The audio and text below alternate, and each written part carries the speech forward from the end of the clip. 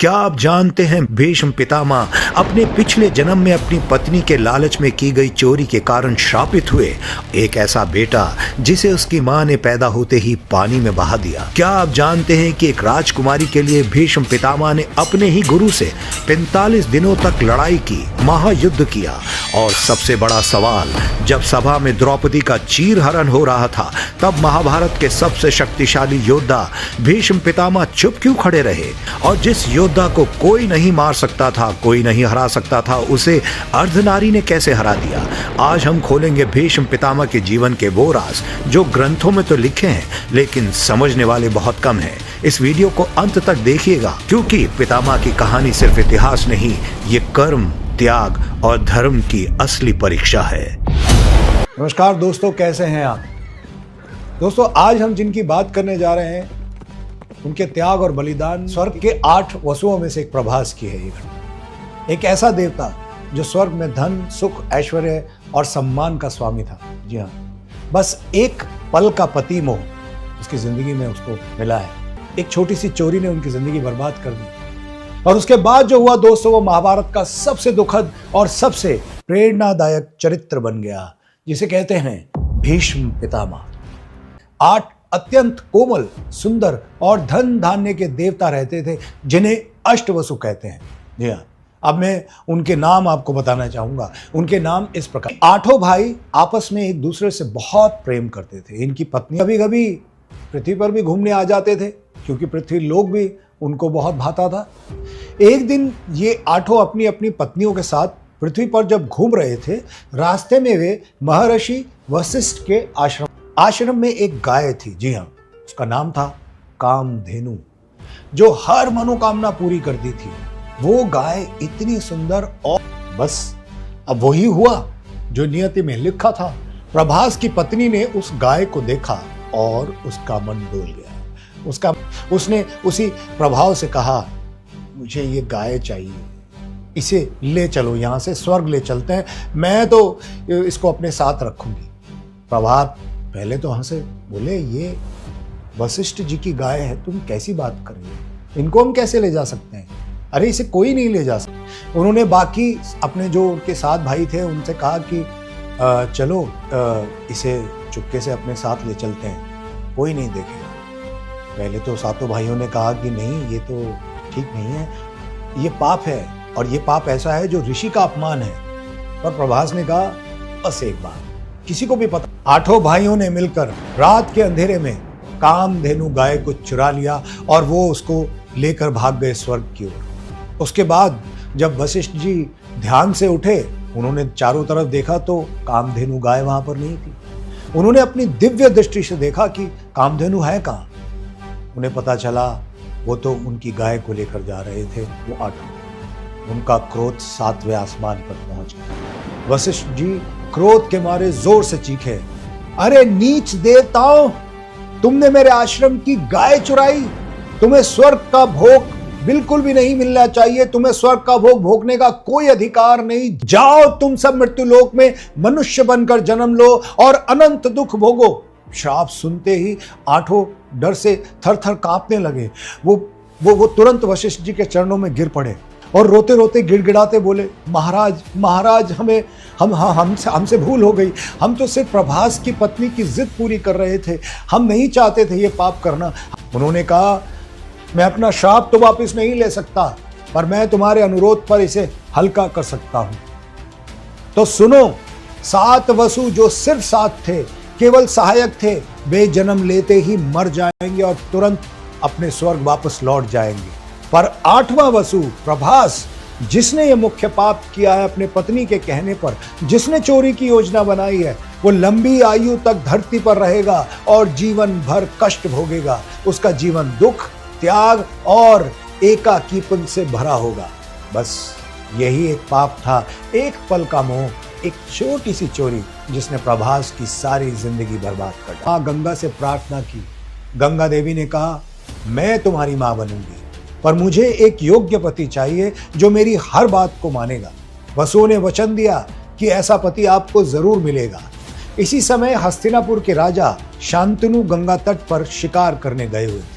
अचानक उन्हें एक सुंदर युवती नजर आई और वहां से उनकी नजर नहीं हटी, वे उसे देखते रहे। और यही युवती जो मानव रूप में आई थी वो थी गंगा।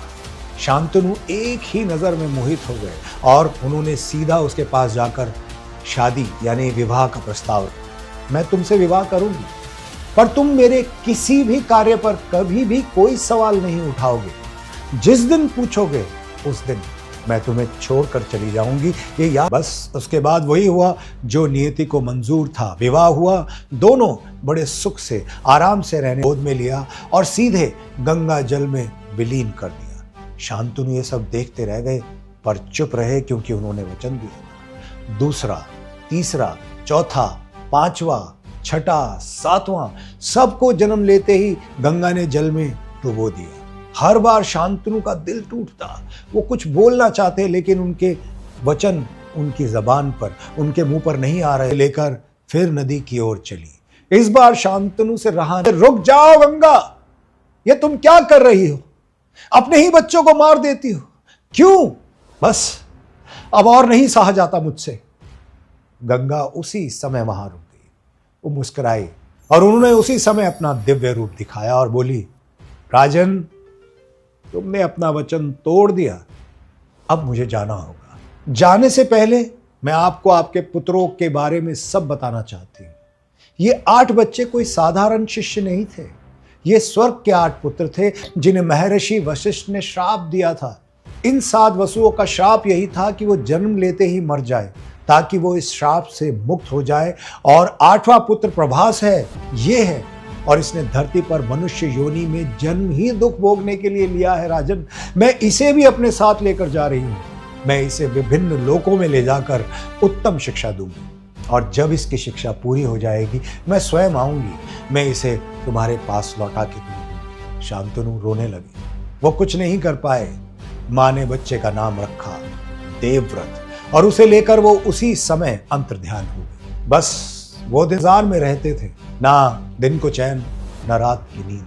पिता का दिल होता ही ऐसा है, वो हमेशा याद करते थे उन क्षणों को, वो उनकी सुंदरता को याद करते थे, अपने बच्चों को याद करते थे और वो इस इंतजार में थे कि गंगा कब आए। हर समय आंखों के सामने वही दृश्य घूमता, गंगा अपने 8वें पुत्र को लेकर जल में चली जा रही है। महल सूना सूना लग गया, राजकाज में उनका मन नहीं लगता। वे अक्सर अकेले गंगा तट पर चले जाते थे और बैठकर गंगा को निहारते रहते थे। आंखें नदी में गड़ाए बैठे रहते जैसे कोई चमत्कार हो जाए और उनका पुत्र की बात है। शांतनु फिर गंगा किनारे उदास बैठे हुए। अचानक दूर उन्होंने एक अद्भुत दृश्य देखा। एक बालक लगभग 16-17 साल का, भूरे रंग, दीर्घ काया वाला, आंखों में तेज और हाथों में धनुष लिए खड़ा था। उसने अपने बाणों से गंगा की धारा को ही रोक दिया। पानी एक तरफ से ऊंचा उठकर दीवार की तरह बन गया था, मानो नदी भी उसकी आज्ञा मानने को मजबूर हो गई। राजा शांतनु ये चमत्कार देखकर दंग रह गए। उनके मुंह से सहज ही निकला, अरे यदि मेरा देवव्रत जीवित होता तो शायद बिल्कुल इसी उम्र का होता, इतना ही प्रभावशाली होता, इतना ही विद्वान और इतना ही तेजस्वी। कहते ही आकाश में दिव्य ज्योति प्रकट हुई, जल से माँ गंगा स्वयं प्रकट हुई। हजारों सूर्यों के सामने प्रकाश, सिर पर मुकुट और हाथ में कमंडल। गंगा मुस्कुराई और बोली, हे राजन, व्याकुल ना हो, ये कोई और नहीं, तुम्हारा अपना पुत्र देवव्रत। जिस दिन तुमने मुझे रोका था उसी दिन मैं इसे अपने साथ लेकर चली गई थी। अब ये लौट आया है राजन, पूर्ण शिक्षित, पूर्ण प्रशिक्षित। राजधर्म और दंड नीति की शिक्षा स्वयं बृहस्पति जी से ली है। शुक्राचार्य ने राजनीति शास्त्र की वशिष्ठ और चयन से वेद वदंग और संत कुमारों से मानसिक और आध्यात्मिक ज्ञान, ऋषि मार्कंडे से ब्राह्मण धर्म, भगवान परशुराम से युद्ध कला और अस्त्र शस्त्र एवं इंद्र से दिव्य शास्त्रों की शिक्षा ली है। अब ये दुनिया का सबसे शक्तिशाली, सबसे विद्वान, सबसे सुंदर और सबसे कुशल योद्धा है। ये तुम्हारा उत्तराधिकारी बनेगा। अब मेरा कार्य समाप्त। ये कहकर उन्होंने अपने पुत्र पर अंतिम दृष्टि डाली और आंखें उनकी भी नम हो गई। वो जल में विलीन होकर सदा के लिए चली गई। शांतनु ने देवव्रत को छाती से लगा लिया। उनकी आंखों में आंसू थे क्योंकि गंगा उन्हें। देवव्रत ने अपने पिता के चरणों में शीश झुकाया और कहा, पिताजी, अब मैं आपके लिए जीऊंगा। यह समाचार जंगल की आग की तरह शहर में ढोल नगाड़े बजने लगे, फूल बरसने लगे, लोग चिल्ला रहे थे, हमारा युवराज लौट आया, गंगा पुत्र लौट आया। वो एक श्रापित देवता का धरती पर पूर्ण अवतरण था। एक दिन राजा शांतनु नौका निहार रहे थे और उनकी नजर एक मछुआरिन पर पड़ी। उसका रूप, शील, सब कुछ देखकर वो अपने आप को रोक ना पाए। उनका मन उस पर आ गया। शांतनु ने उस कन्या के पिता दशराज से शादी की बात की। दाशरथ ने ठंडी मुस्कान दी। राजन, आपका पुत्र देवव्रत तो हस्तिनापुर का काबिल अधिकारी है। आप हमारी पुत्री से क्यों विवाह करना चाहते हैं? अगर आपको सत्यवती से विवाह करना है तो आपको एक वचन देना होगा कि सत्यवती का पुत्र ही हस्तिनापुर का अधिकारी होगा। मैं नहीं चाहता कि आगे चलकर मेरी पुत्री को कोई भी परेशान। वो वापस लौट तो आए, लेकिन महल में आकर वो अत्यंत व्याकुल रहने लगे। दुख के उन्हें इतना दुख था कि खाना पीना भी छोड़ दिया। बस उसे सुंदरी के ख्याल थे उन्हें। जब ये बात देवव्रत को पता चली तो उसके सीने में आग लग गई। तीर धनुष लेकर वो देशराज के पास पहुंचा और उन्होंने खुद सत्यवती का हाथ अपने पिता के लिए मांगा। देशराज ने फिर दोबारा से अपनी शर्त दोहराई। वो बोले, अगर आप वचन देते हैं राजन कि मेरी बेटी का पुत्र ही हस्तिनापुर का अधिकारी बनेगा, तभी मैं अपनी पुत्री का हाथ आपके पिता के हाथ में दे सकता हूं, नहीं तो नहीं। बस ये बात भीष्म ने सुनी और गंगा को उन्होंने हाथ में लिया, गंगा जल को हाथ में लिया और प्रतिज्ञा ली। तो ठीक है राजन, मैं इस गंगा जल को साक्षी मांगकर आज प्रतिज्ञा लेता हूं, मैं आजीवन ब्रह्मचार्य धर्म का पालन करूंगा, ना कभी विवाह करूंगा और ना कभी संतान उत्पन्न करूंगा। यह सब सुनकर देशराज ने घुटने टेक दिए। उसकी आंखें फटी की फटी रह गई, मानो उसने अभी अभी किसी चमत्कार में भीष्म के सेवक दौड़ते दौड़ते महाराज के पास आ गए और बोले, महाराज, युवराज ने हस्तिनापुर के राज सिंहासन का त्याग कर दिया और कभी भी विवाह न करने का वचन दे दिया। तक वे वहां पहुंचे। देवव्रत खड़े हुए थे, हाथ अभी भी आकाश की ओर उठाया हुआ था उन्होंने। चेहरे में खूब सारा तेज और आंखों में शांति थी और चारों ओर पुष्प वृष्टि हो रही थी, जैसे स्वर्ग भी अपना सिर झुका चुका था। शांतनु उतरे, उनके कदम लड़खड़ाए, वे आगे बढ़े और बिना एक शब्द बोले अपने बेटे को जोर से गले लगा लिया। उनका गला भर आया। उन्होंने रूंधे स्वर में कहा, बेटा, ये तूने क्या कर दिया? तुमने मेरी खुशी के लिए अपना वंश, हस्तिनापुर का ये राज सिंहासन, साम्राज्य सब कुछ त्याग दिया। तुमने तो वो त्याग दिया है, वो बलिदान दिया है जो एक पिता को अपने बेटे के लिए देना चाहिए, ना कि बेटे को पिता के लिए। आज से तुम्हारा नाम भीष्म पितामह होगा। इस पूरे संसार में तुम अपने त्याग और बलिदान के लिए जाने जाओगे। मैं तुम्हें वरदान देता हूं कि जब तक तुम ना चाहो तुम्हें मृत्यु छू भी नहीं पाएगी। अपनी प्रतिज्ञा के कारण हस्तिनापुर के राज्य को अपने उत्तराधिकारी की बहुत प्रतीक्षा करनी पड़ी।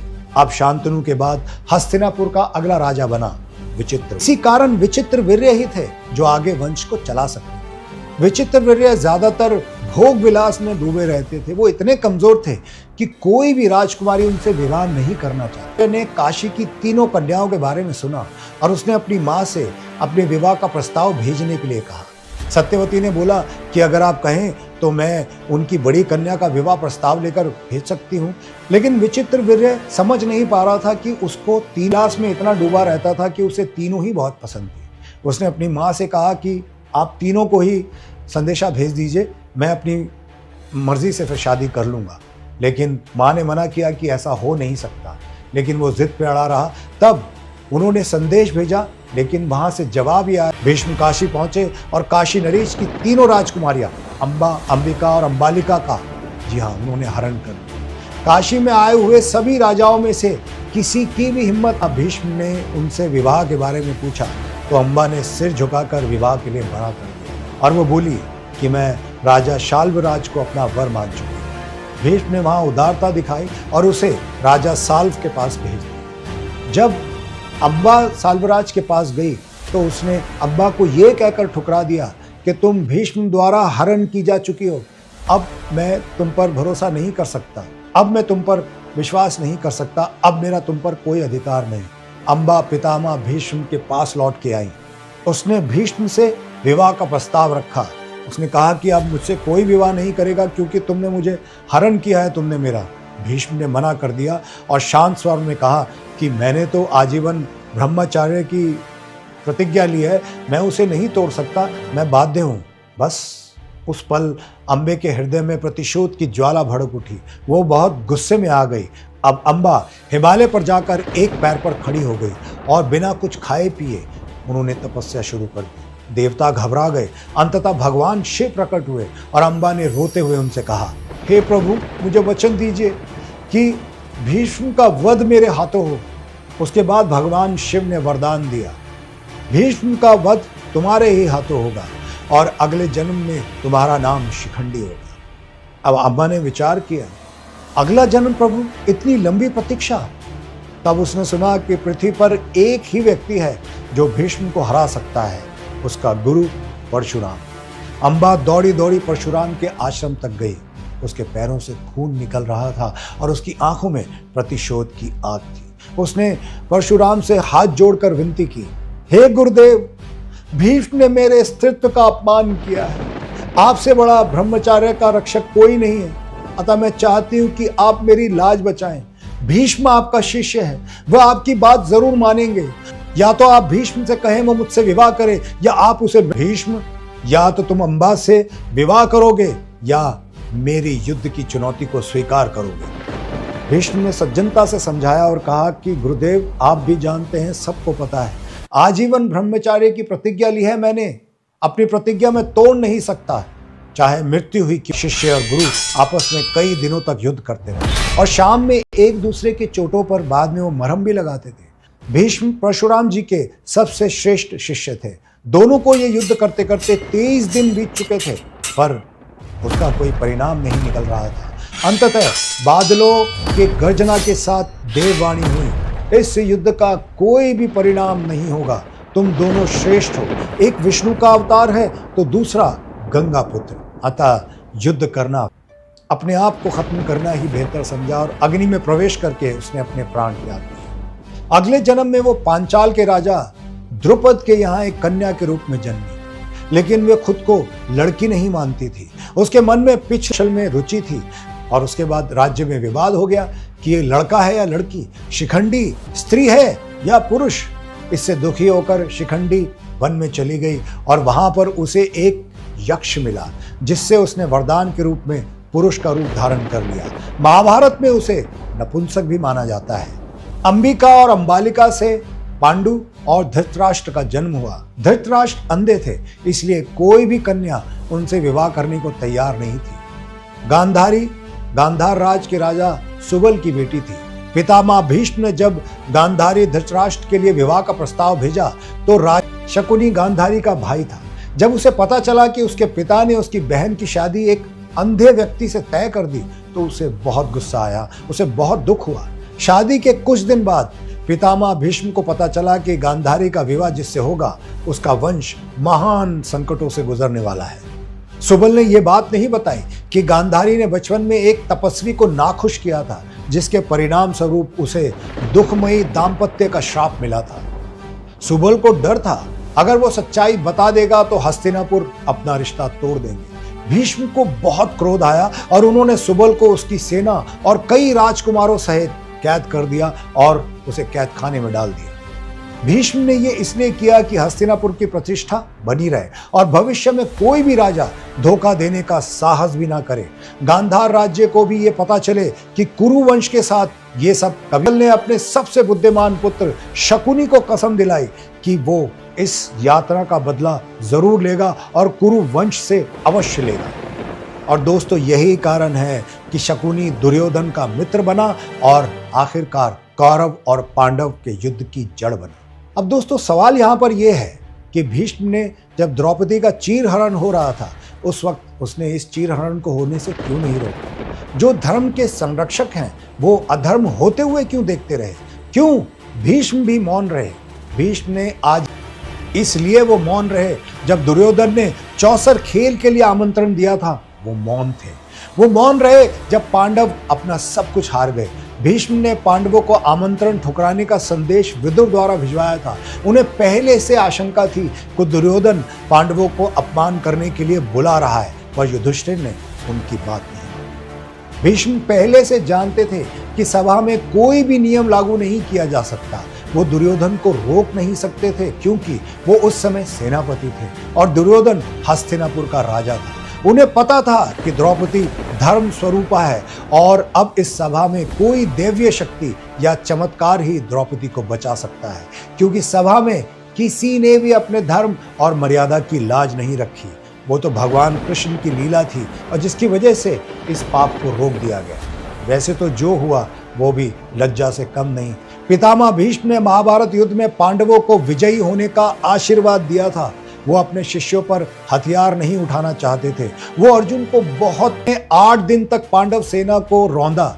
अर्जुन युद्ध पर पूरा जोर नहीं लगा पा रहे थे क्योंकि भीष्म उनके पितामह थे। भीष्म ने अर्जुन से कहा था, या तो युद्ध लड़ो या तो युद्ध छोड़ दो।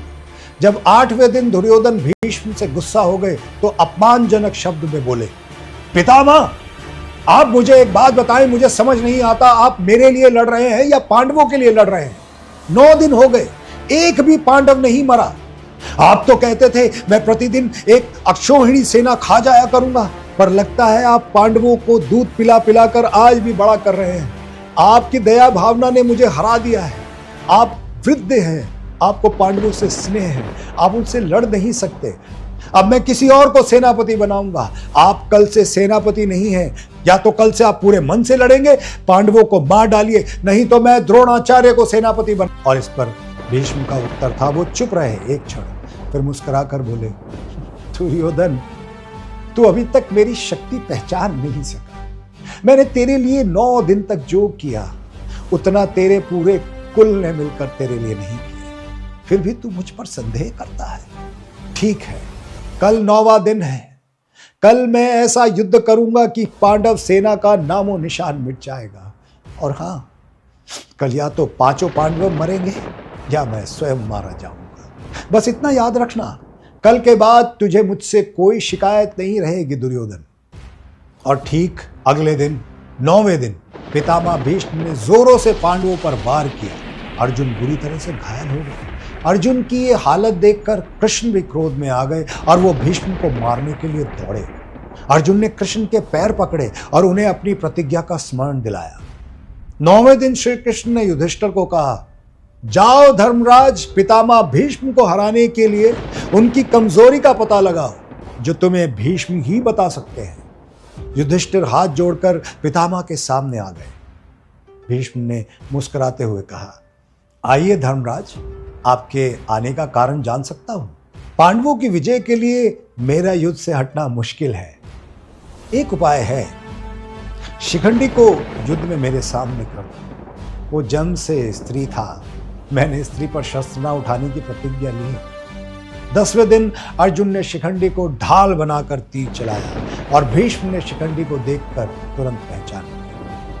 भीष्म के सामने अपने रथ पर खड़े शिखंडी लगातार तीर बरसा रहे थे, लेकिन भीष्म के मजबूत कवच से वो तीर टकराते ही नीचे गिर जाते थे। शिखंडी के तीरों में इतनी ताकत थी ही नहीं कि वो भीष्म की छाती भेद सके। उधर अर्जुन भी शिखंडी के पीछे खड़े होकर भीष्म पर वार कर रहे थे। अर्जुन और शिखंडी दोनों के तीरों का एक ही रंग, एक जैसे तीर थे। ऊपर से भीष्म की उम्र हो चुकी थी, उनकी दृष्टि भी थोड़ी कमजोर थी। उन्हें समझ नहीं आता था कि कौन सा तीर शिखंडी का है और कौन सा अर्जुन का है। शिखंडी के तीर कवच पर गिर जाते, लेकिन अर्जुन के तीर भीष्म के शरीर को भेदते चले जाते। धीरे धीरे अर्जुन के तीरों से भीष्म का शरीर छलनी हो गया, यहां तक कि उनका धनुष भी टूट गया। फिर भी भीष्म ने हार नहीं मानी। शरीर में धंसे तीरों की वो परवाह किए बिना तलवार उठाकर रथ से नीचे उतर गए, लेकिन शरीर कमजोर हो चुका था। संतुलन बिगड़ा और वो जमीन पर गिर पड़े, ठीक उसी जगह जहां तीरों की शैया बन गई। जब वो भूमि पर गिरे तो शरीर जमीन को छू भी नहीं पाया। चारों ओर सेना स्तब्ध रह गई और वो तीरों पर लेटे हुए। दोनों पक्षों ने तीर चलाने बंद कर दिए, शस्त्र रोक दिए। भीष्म के गिरने की खबर जंगल में आग की तरह फैल गई। कौरव पांडव दोनों सेनाओं में हाहाकार मच गया। सभी योद्धा, राजा और सैनिक युद्ध छोड़कर भीष्म के पास आ पहुंचे। भीष्म ने कहा, मेरा सिर नीचे लटक रहा है, मुझे एक उचित तकिया चाहिए। राजाओं ने तरह तरह की कीमती तकिए लाकर दिए, पर भीष्म मुस्कुराए और बोले, ये वीर शैया पर शोभा नहीं देते। फिर उन्होंने अर्जुन की तरफ देखा और कहा, बेटा अर्जुन, तुम हो जो मुझे सिरहाना दे सकते हो। अर्जुन की आंखों में आंसू आ गए। उन्होंने प्रणाम किया, धनुष उठाया और 3 बड़े तीर कौशल से चलाए। दर्द तो था, पर सिर स्थिर होने का सुख उनके चेहरे पर साफ दिखाई दे रहा था।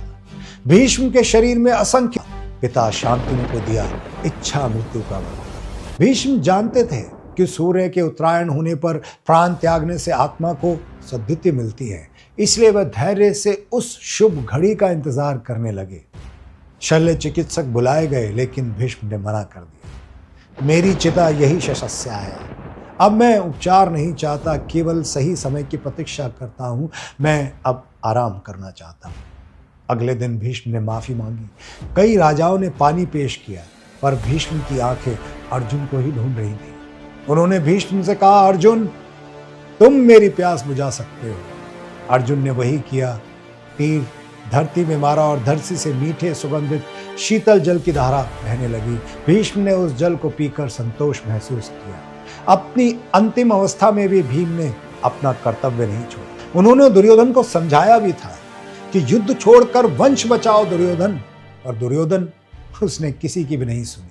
आगे चलकर जब युद्ध समाप्त हुआ तो युधिष्ठिर पश्चाताप से भर गया। तो कृष्ण के कहने पर भीष्म ने शरशैया से ही राजधर्म, मोक्ष धर्म, आप धर्म जैसे महान विषयों पर ज्ञान दिया, जिसे सुनकर युधिष्ठिर का मन। भीष्म तीरों की शैया पर लेटे रहे।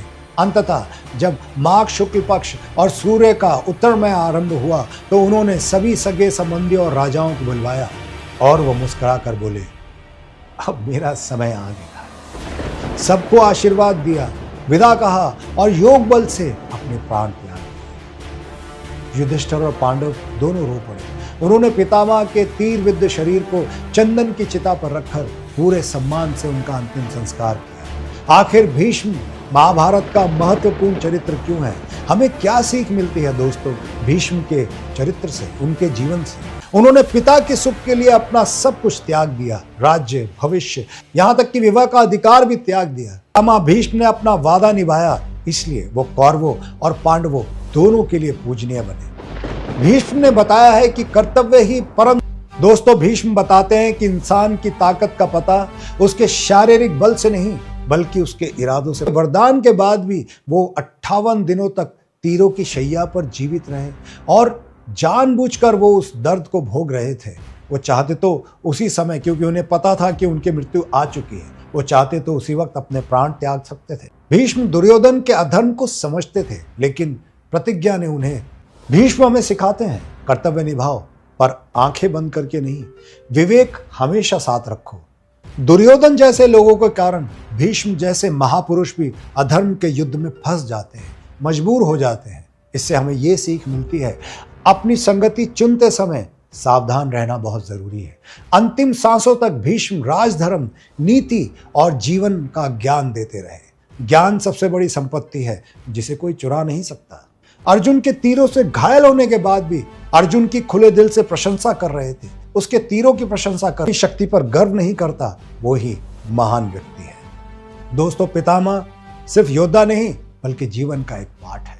वचन, कर्तव्य, धैर्य, विवेक, ज्ञान, नम्रता, ये सिर्फ महाभारत की बातें नहीं, ये आज भी हमारी सफलता का आधार है। भीष्म पितामह हमें सिखाते हैं कि युद्ध बाहर नहीं भीतर से जीता जाता है, और जो खुद पर। इसीलिए तो भीष्म पितामह अमर थे, अमर है और हमेशा अमर।